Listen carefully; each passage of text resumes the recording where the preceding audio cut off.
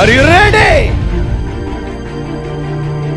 మన రెండో పాయింట్, మీరు మీ బూడిదను ఎప్పుడు ఇవ్వాలనుకుంటున్నారు?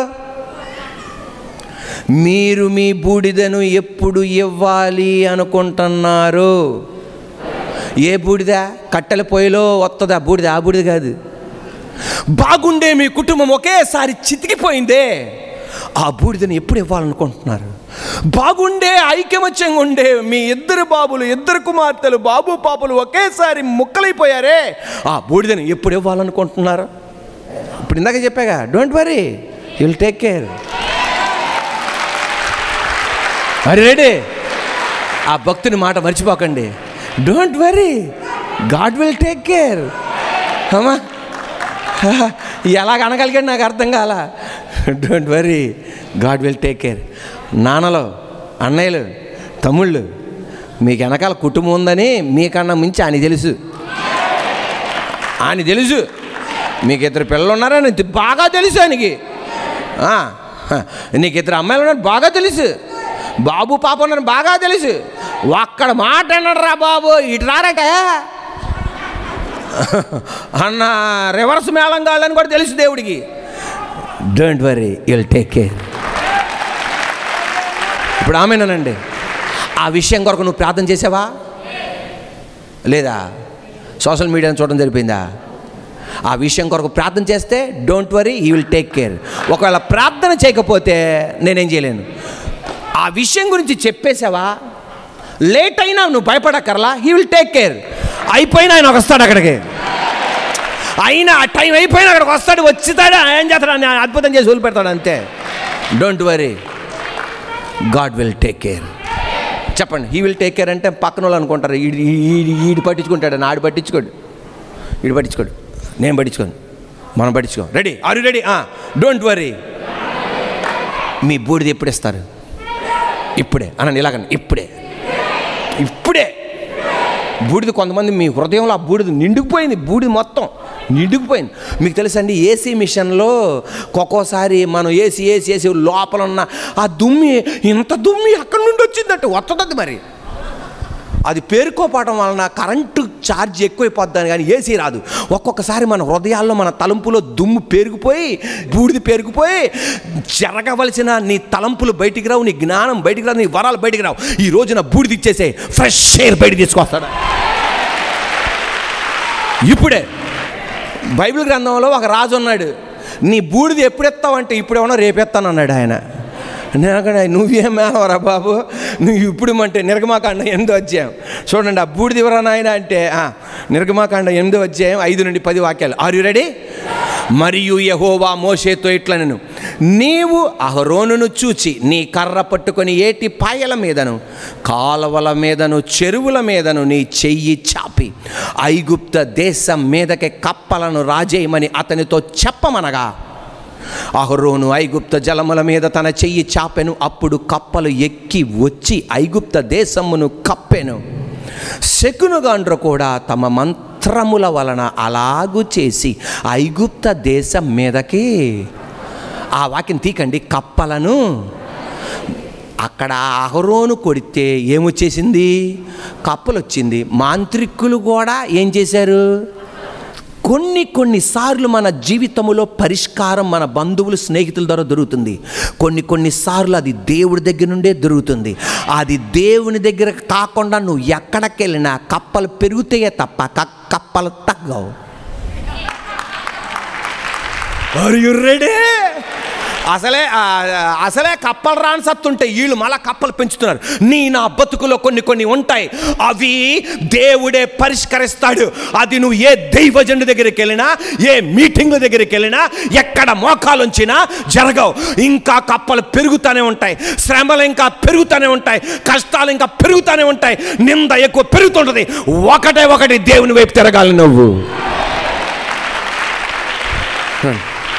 హల్లెలూయా. శకునగాండ్రు కూడా తమ మంత్రముల వలన అలాగు చేసి ఐగుప్త దేశం మీదకి ఫస్ట్ అసలే దేంతో నింపబడినాయి, మళ్ళీ వీళ్ళేదో పెద్ద పోటీగల్లాగా మళ్ళీ కప్పలు రాజేశారు, మళ్ళీ ఇంకా కప్పలు. ఓరే నాయన, అక్కడ ఉన్న వాళ్ళు అనుకున్నారు కప్పల పోవాన్ని చేస్తామంటే ఇంకా కప్పలు తెప్పిస్తారంటారా నాయన. 8 అప్పుడు ఫరో మోషే అహరోనులను పిలిపించి, నా యొద్ద నుండి, నా జనుల యొద్ద నుండి ఈ కప్పలను తొలగించమని యెహోవాను వేడుకొనుడి. అంటే ఫరో మోషే అహరోను పిలిపించి, అయ్యా ప్లాన్ చేయి బాబు కప్పలు పోయేటట్టుగా. అప్పుడు యెహోవాకు బలి అర్పించుటకు ఈ ప్రజలను అగత్యముగా పోనిచ్చెదనెను. 9. అందుకు మోషే, నన్ను గెలిచినట్లుగా నువ్వు అతిశయపడవచ్చును.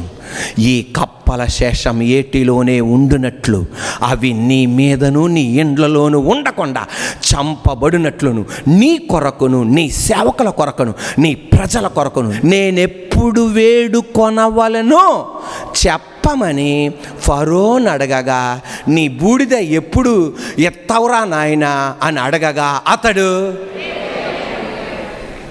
బూడిద ఎప్పుడు ఎత్తాడంట? ఏమండి, ఇప్పుడు ఒక్క కప్ప ఎక్కడికి రానివ్వండి, మోగోళ్ళు ఆడోళ్ళు పరిగెత్తేస్తారు. అరే రెడీ. అప్పుడప్పుడు కప్పలు బాత్రూంలోకి వస్తుంటాయి. అమ్మా ఎలా ఉంటుంది చూడండి పరిస్థితి.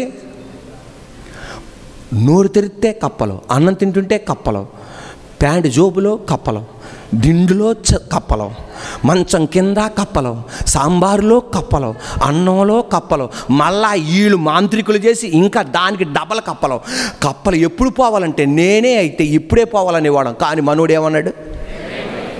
ఈరోజు అనేక మంది బూడిద ఇవ్వరా బాబు అంటే ఇప్పుడు ఇవ్వను, రేపు ఎత్తానంటారు. సిగరెట్ ఇవ్వరానంటే ఇప్పుడు ఇవ్వను, నాకు సిగరెట్ రేపు కూడా కాల్చాలంటాడు. బాటిల్ రేపు కూడా తాగాలంటాడు. ఈ పాపిస్ట్ కార్యం రేపు కూడా చేయాలి అంటే అది వదిలిపెట్టడం కుదరదు. నీ బూడిద ఎప్పుడు ఇస్తావు? టుడే. నీ బూడిదగా ప్రతిగా నేను సౌందర్యాన్ని నీకు ఇస్తా. హల్లెలూయా. యాకోబు నాన్నని మోసం చేశాడు, అన్నయ్యని మోసం చేశాడు, మామయ్యని మోసం చేశాడు, బూడిద పట్టుకుని ఉన్నాడు. యబ్బోకు నది దగ్గర దేవుడు అడిగాడు, నీ పేరేంటి? మన భాషలో నీ బూడిద ఇప్పుడు ఇచ్చేస్తావా? మోసగాడు అన్న బూడిద ఇప్పుడు ఇచ్చేస్తా. రైట్ నౌ ఇచ్చేస్తానయ్యా, ఇప్పుడే ఇస్తా, పో, నేను ఇశ్రాయేలుగా మార్చేస్తాను అన్నాడు. బూడిదకు ప్రతిగా సౌందర్యాన్ని ఇచ్చాడు. Beauty for Ashes. ఈరోజు దేవుడు అడుగుతున్నాడు, ఎప్పుడు ఇస్తావు? ఇప్పుడే ఇవ్వాలే. బాగుంది. ఎప్పుడు ఇస్తావు? సోమవారమా? ఆదివారమేనండి. సోమవారమా? ఆదివారం. ఎప్పుడు ఇస్తావు? ఒక పెద్దది ఖాళీగా ఉంది, ఒక పాత్ర ఖాళీగా ఉంది, తెరవబడిన సమాధి ఉంది, ఆత్మ సంబంధమైన తెరవబడిన సమాధి ఉంది. నీ బూడిద మొత్తం దాంట్లో పోసిపడే అంతే. పునరుద్ధాన సౌందర్యం నీకు అందును గాక, పునరుద్ధాన జీవం నీకు అందును గాక. హల్లెలూయా. Praise the lord. ఈ మాట అందరు జాగ్రత్తగా వినండి. ఎవరైతే దేవుని వాక్యాన్ని పూర్ణ ఆత్మతో, పూర్ణ మనసుతో, ఏకాగ్రతతో, ఏక మనసుతో ఎవరైతే బైబిల్ చదువుతారో వాళ్ళ ఆలోచనలన్నీ భిన్నముగా ఉంటాయి. వారికి సాయం చేసిన దేవుడు నాకు కూడా సాయం చేస్తాడు. వాళ్ళకు అద్భుతం చేసిన దేవుడు నాకు కూడా అద్భుతం చేస్తాడు. ఏదో చదవాలని చదివితే అవదు. సరే అలాగనే చదవండి, దేవుడు కార్యం చేస్తాడు, దాంట్లో పవర్ ఉంది. కానీ ఏ వ్యక్తి అయితే ఏక మనస్సుతో, ఏకాత్మతో, పూర్ణ శరీరముతో, శరీరం అక్కడే ఉంచి చదువుతాడు, భిన్నంగా ఆలోచిస్తాడు, నా దేవుడు నన్ను నిలబెడతాడు, నా దేవుడు నాకు జ్ఞానం ఇస్తాడు, నా దేవుడు నాకు జ్ఞానం ఇస్తాడు, నా దేవుడు నన్ను అభిషేకిస్తాడు. ఎబ్బేస్ పూర్ణ ఆత్మతో, పూర్ణ శక్తితో, పూర్ణ మనసుతో దేవుని వాక్యం ఆది కాండం చదవగానే భిన్నంగా ఆలోచించాడు.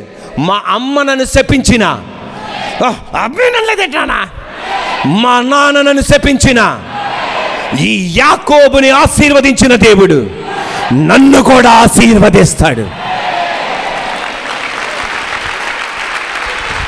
హల్లెలూయా. Praise the lord.